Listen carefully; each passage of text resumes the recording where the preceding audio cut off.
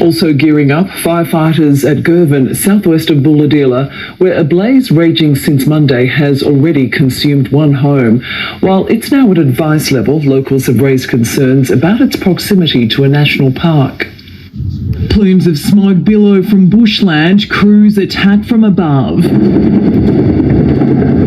While below, the damage becomes clearer after 3 days of flames. Bloody hectic, there's no words for it. The bushfire started at Gavin on Monday, catching locals by surprise and spreading quickly. Started down there, just went like a big mushroom, up in flames, smoke, and just went straight over everyone's property. It just shot across the road with the wind. Threatening at least 7 homes, leaving one of them destroyed. Today, access to the property was blocked. They've lost everything, but at least they are alive and they got out with their animals and pets. The fire has scorched 790 hectares, but the biggest concern now is almost 5,000 hectares of national park behind the towering Gavin estate, which hasn't burnt in over 30 years.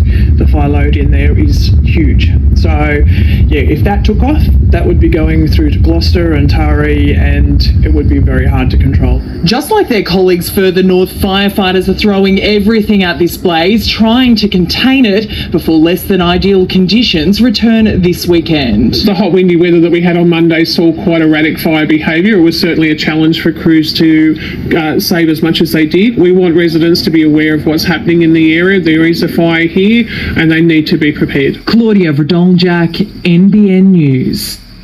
Train passengers between Talara and the Newcastle interchange will be transferred onto buses tonight between 10 p.m. and 2 a.m. to allow for engineering works on the Taro rail bridge. Meanwhile, there are calls for extra carriages during peak periods as delays on the New England Highway see commuters pack trains.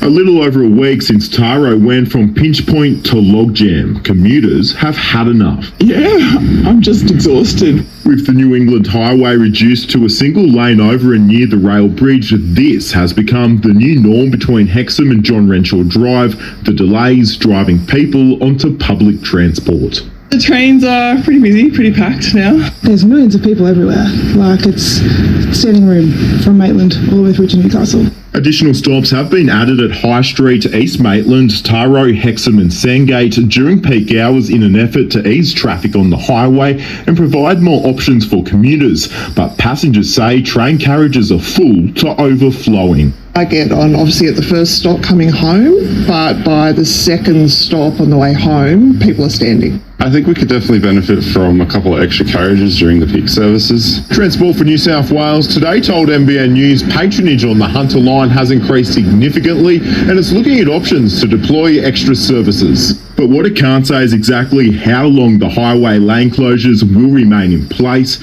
and if they'll continue past the flagged 4-week mark.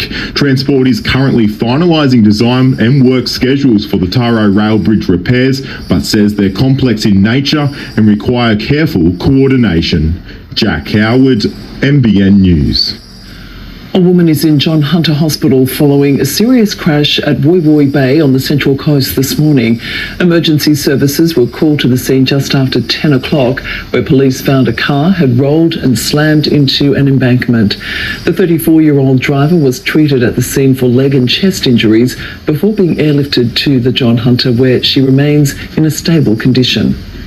Newcastle Council has approved plans for an 11-storey commercial building in the West End.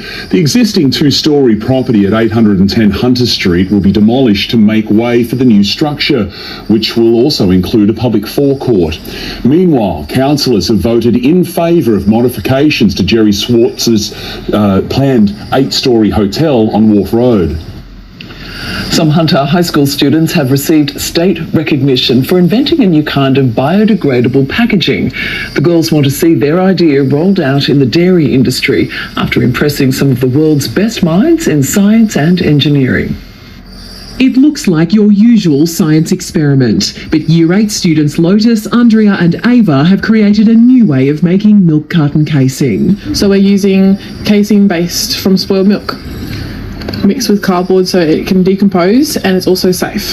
Designed to help reduce emissions, the biodegradable alternative to plastic lining would be a state first. The New South Wales dairy industry has not yet embraced the concept of using casein derived from spoiled milk. Not surprisingly, the Rutherford Technology High team claimed the top prize at a recent schools competition for female innovators. Winning the Orbi Space pitch for the planet competition allowed me to see that females can change the world. I'm proud of myself, and these girls too.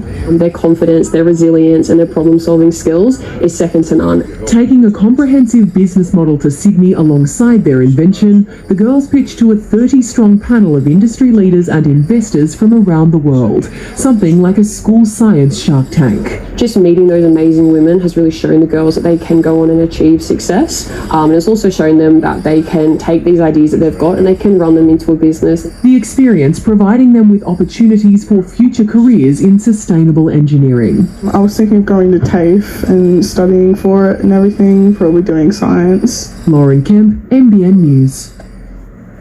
Well, it's been a cool couple of days thanks to the ongoing southerly winds holding their ground today, remaining moderately strong.